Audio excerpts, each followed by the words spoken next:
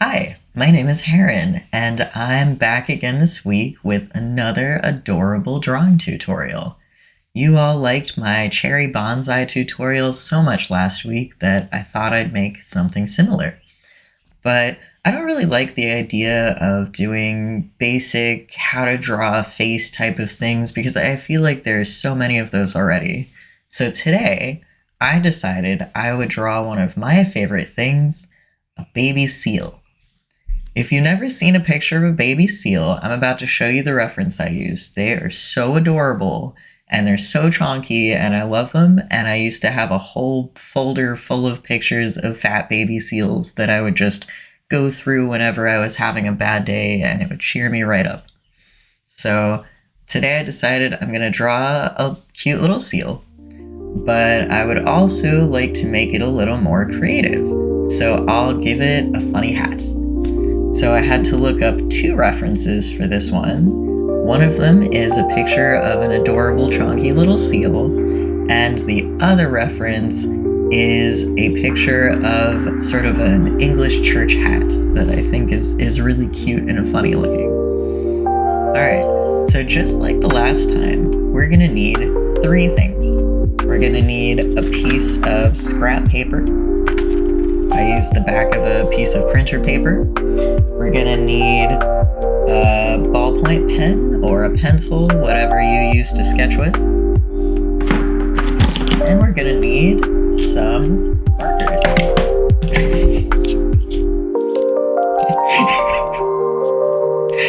And we're gonna need some markers like these.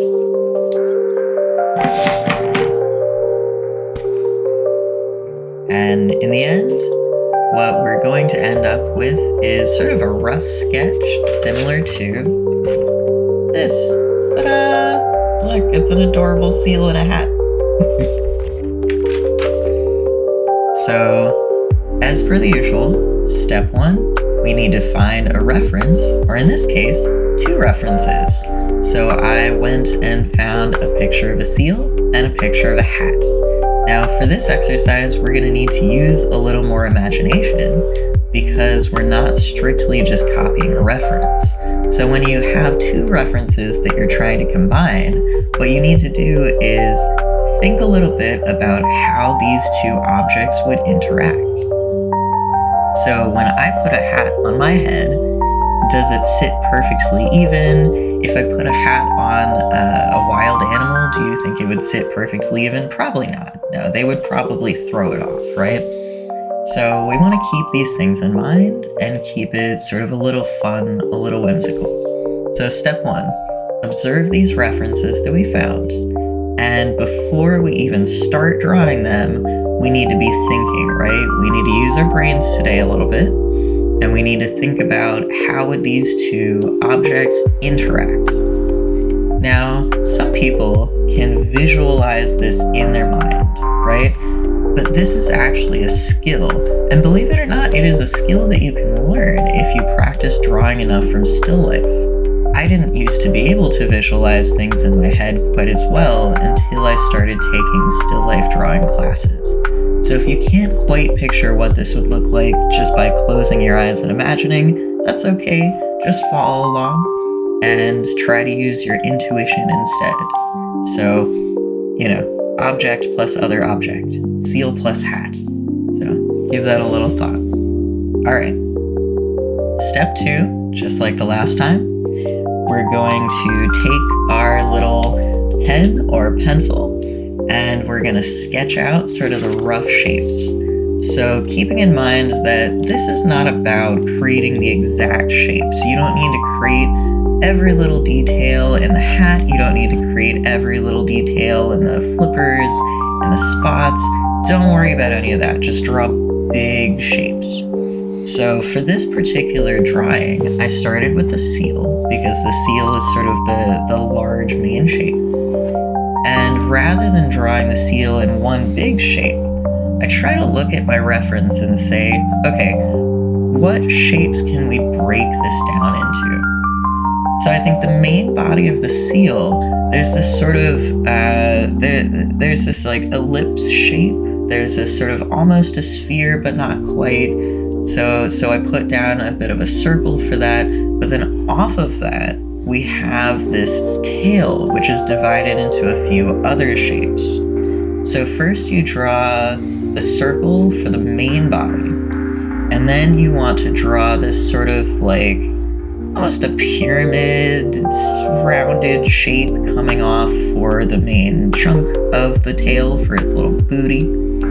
And then finally you have these two little flippers on the back of the tail. And so keep in mind when you're drawing this rough sketch, even if you're drawing with a pen, just go for it. Just draw overlapping shapes. You know, don't worry too much about the details right now because this is just a sketch. So we're gonna go over it with a marker anyway. Just go for it. Just draw the shapes as you see them.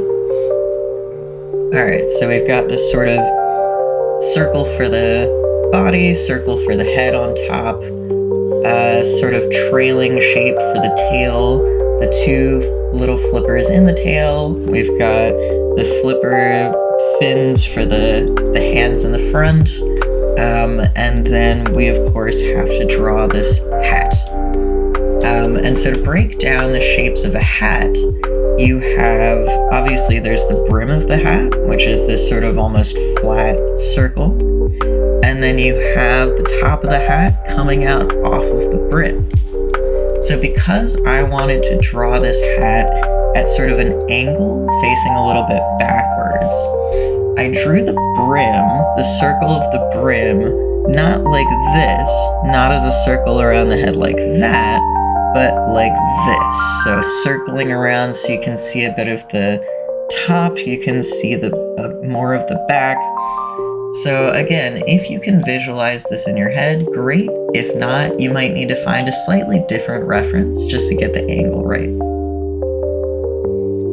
All right, so step 3, we've gotten our reference, we've drawn some basic shapes. Step 3, just like last time, we're gonna color it in with some blocky flat colors. So I used sort of this generic pink, again, the same one from the tree the last time, but for the hat. And I used a light brown for a portion of our seal.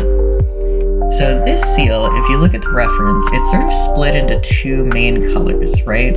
You've got sort of a lighter brown on the belly, and you've got a bit of a darker brown on the back.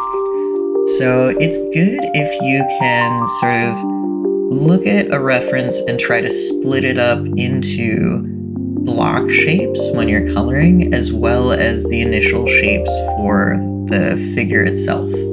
So block those colors in, not based on what's the seal and what's the hat, but block those colors in based on what is the actual base color. And in this case, the seal has two different base colors. Step 3, we're gonna go in with some darker colors. So we go in with this sort of darker color for the back, like I was saying with the blocking. We use sort of this darker brown as well as a solid black for the eyes to sort of fill in the eyes, except for this tiny little highlight that I left. And I also use this dark brown to create the start of a little bit of texture. So notice that the seal, it's not just sort of one solid color and then a straight line and then another solid color, but the underbelly and the back sort of fit together using this texture. There's all these sort of cute little freckles all over its body. And so using that existing texture, we can create a more natural shape. And we do this by taking our dark color and making these sort of little dots in between the two solid colors. I also used a slightly darker pink for the hat, and I didn't even show this, but after I recorded, I added just a tiny little bit of the brown, the light brown from the seal to sort of the inside brim of the hat. And the reason why I did that, and I apologize for not recording it, the reason why I did that is because if you have this very reflective hat, this hat, it's sort of this like plastic mesh texture, then it would naturally reflect a little bit of whatever it's up against, right? So it would actually reflect some of the color of the seal, and rather than just being solid pink, it would have a little tinge of brown. So just one of those fun things to keep in mind, and it's a good thing to look for if you're out in nature, if you're walking around, if you're bored one day. Just try to look at the colors of different things and see what colors that object reflects. You might be surprised how many things you don't think of as a reflective surface, which pick up a lot of color from the things around them. And for our final step, once again, we want to add in some little details. And I think in this case, the details really made this piece come alive a little more. If you look at sort of the whiskers, it just adds that little hint that, that's a seal. I recognize that. Those are whiskers, that's a seal. So I did a few things like that. I added little tiny details with the pen, and a few details also with the dark brown or the black again. In fact, a few of these also I didn't quite catch on camera, but I added a little bit of a hint of a shadow behind the seal, which, again, pay close attention to that light source, because we don't want to put sort of this dark shadow in front of the seal when the seal clearly has light coming toward it. So the light's coming toward the seal, we want to put the shadow behind it.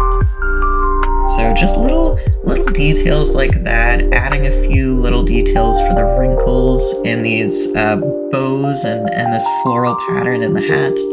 And of course, just like the last time, I added a few contour lines around the hat itself. So we know logically that a hat is this sort of rounded object, right? Well, in this one in particular, it has some interesting texture because it has these sort of woven bits of plastic making up the hat itself. And so we can sort of give just a hint of that woven pattern and a hint of that rounded shape by drawing these little hatching lines, contouring in two different directions, overlapping. So it's just a real quick, simple, tiny detail that can really make that shape pop. Alright, so there you have it. There's our adorable, chonky little seal, and it's in a hat. And if you struggled a little bit more with this one, don't worry about it. This was a little bit of a difficult challenge, and it might take a few iterations, a few different attempts to get it quite right, or quite the way you want it to be. But that's okay. It's important to practice. And that's sort of the thing. Using two references instead of one, using two different shapes that are a little bit complicated, it can be overwhelming at first. But the first, 100,000 times that I drew something from a reference, I don't think it was very good, right? I've been practicing this for many years, and that's really what it takes sometimes to get to this point as an artist. So if you struggled a little bit with this one, don't worry about it. Maybe try it again. Maybe go back to the tree tutorial. Maybe go to the zoo with your sketchbook and sketch a seal that you see in person. Nothing beats a real live model. Although, good luck getting them to stay still. Alright. Thanks, you guys. As always, take care, y'all. Stay safe. I'll see you in the next one.